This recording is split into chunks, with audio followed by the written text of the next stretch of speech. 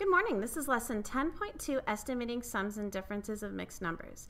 You're going to want to learn how to estimate sums and differences of fractions and mixed numbers by rounding to the nearest whole number. Our learning goals are to use equivalent fractions as a strategy to add and subtract fractions, estimate using benchmark fractions and number sensitive fractions to assess reasonableness of answers. So here we go, rounding the nearest whole number. The rule for rounding fractions is to use 1/2 as a benchmark to round fractions to the nearest whole number. So we're going to think, is this fraction going to be closer to 0, 1/2, or 1? Let's work an example. Use the number line to round fractions to the nearest unit fraction or whole number. Oh, that's moved off. Oh, let's go back. Okay, this you cannot see very well, so I'm going to rewrite it. We have 2, oh, I'm sorry. Let's go back here. Sorry, guys.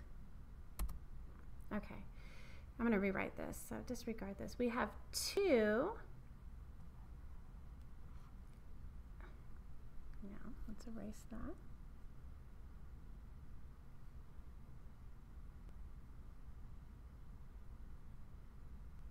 Okay, forget that. We have 2 and 3/11. Use a number line to round fractions to the nearest unit fraction or whole number. So we have 2 and 3/11. So we're going to think 2 is our whole number. Here is 2 1/2, and here is 3. Then we're going to think 3/11. 3 out of 11. So if I have a number line, or a rectangle with 11 pieces in it, 1, 2, 3, 4, 5, 6, 7, 8, 9, 10, 11, and I color in 3 of them, 1, 2, 3, is that going to be closer to 0, 1/2, or 1? So this would be about the half mark, and so we have 0, 1/2, or 1. 3/11 is probably going to be closest to the 0 mark. So 2 and 3/11, actually when it looks here on the number line, it looks closer to 1/2. 5 and a half would be about half of 11. So we're going to say that 2 and 3/11 is closest to, I would say 2. Let's see what we, doesn't that look like 2 there? I would say 2, but it's estimation. So you're asked to get close. Yeah. All right, so we're going to say 2 and 3/11 is closest to 2 on the number line. Is 8 and 3/5 closest to 8, 8 1/2, or 9? What do you think? Go ahead and pause this and come up with an answer, and then when you think you have an answer, we'll go over this together. So we have 8 and 3/5. So we're really looking at this fraction. 8 is our whole number, 3/5 is our fraction. This together, 8 and 3/5 is called a mixed number. So we're going to think 3 out of 5. So I'm going to draw a number line in which I have 5 spaces, 1, let's see, 1, 2, 3, 4, 5, okay, and we have 3, so 1, 2, 3, 4, 5, and our 3 mark is going to be here. So when I have 3 out of 5, that's really closest on my number line to 1/2. So I'm going to say 3/5 is closest to 8 1/2. Is that what you put? If so, give yourself a pat on the back. If not, make your corrections. Now let's move on. All right, now we're going to round 2 and 7/8 to the nearest whole number. So we're going to take 2 and 7/8, and we're going to think, is it closest to 2 or is it closest to 3? So I have my number line. I'm going to make my number line.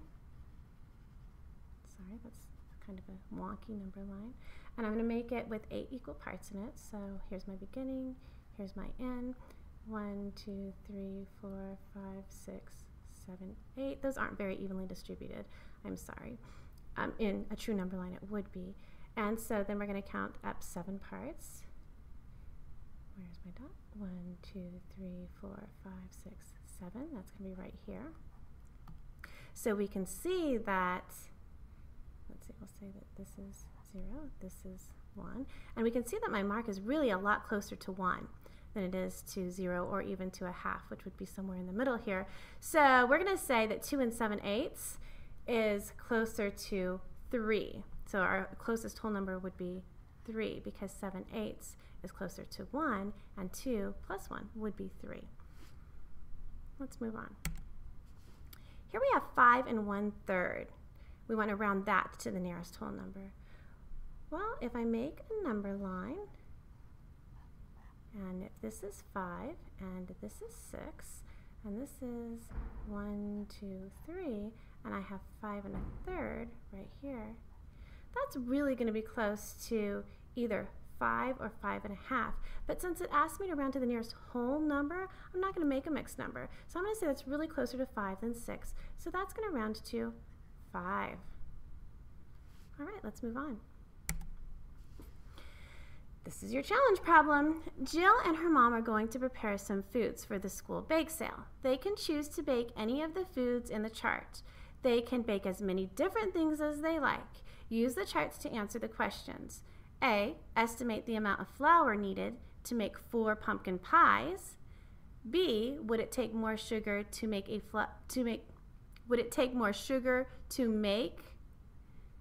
and flour combined to make the cookies or the pie? Would it take more flour and sugar combined to make the cookies or the pie? Would it take more sugar and flour combined to make the cookies or the pie?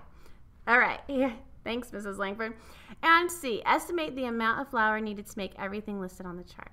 So you're going to use the estimation strategies that we talked about today to round to the nearest whole number or the nearest half and to answer all of these questions, A, B, and C. So make sure you have 3 answers when you come to class tomorrow. Yikes. So here we are at the finish line. Review the learning goals. Do you have the learning goals written in your journal? Do you have the practice problems written in your journal? Do you have the challenge problem written in your journal? You have completed lesson 10.2. Phew. Enjoy your evening and see you in the morning.